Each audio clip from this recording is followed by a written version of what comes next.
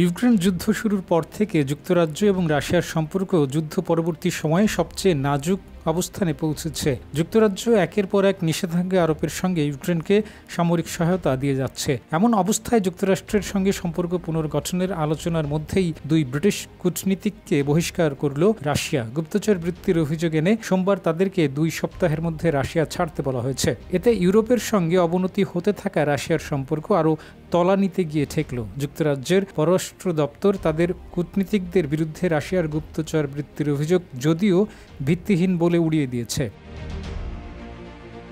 Reuters লিখেছে, ইউক্রেনকে সামরিক সহায়তা দেওয়া অব্যাহত রাখা এবং ব্রিটিশ প্রধানমন্ত্রী কিয়ার স্টারমারের সাম্প্রতিক মন্তব্যে ক্ষুব্ধ হয়েছে মস্কো। স্টারমার বলেছিলেন, সম্ভাব্য শান্তিরক্ষী বাহিনীর অংশ হিসেবে ব্রিটিশ সেনাদের ইউক্রেনে মোতায়েন করা হতে পারে এবং যুদ্ধ বিমানও মোতায়েনের সম্ভাবনা আছে।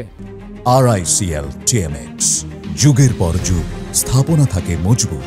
দুই ব্রিটিশ কূটনীতিকই প্রথম পশ্চিমা কূটনীতিক যাদেরকে রাশিয়া বহিষ্কার করছে। মস্কো ও ওয়াশিংটন তাদের একে অপরের দূতাবাসগুলোতে স্টাফ পুনর্বহাল করা নিয়ে আলোচনা শুরু করেছে। ক্রেমলিনের সঙ্গে ওয়াশিংটনের সম্পর্ক এমন ঘুরে দাঁড়াতে শুরু করায় ইউরোপীয় দেশগুলো উদ্বিগ্ন হয়ে পড়েছে। এর আগে 2022 সালে ইউক্রেনে রুশ বাহিনীর আগ্রাসন শুরুর পর পাল্টাপাল্টি প্রতিনিধি বহিষ্কারের ফলে পশ্চিমা দেশগুলোতে রাশিয়ার দূতাবাসের কার্যক্রম সংকুচিত হয়ে পড়ে। একইভাবে পশ্চিমা দেশগুলোর দূতাবাসগুলোর কার্যক্রমও রাশিয়ায় সীমিত হয়ে পড়েছিল।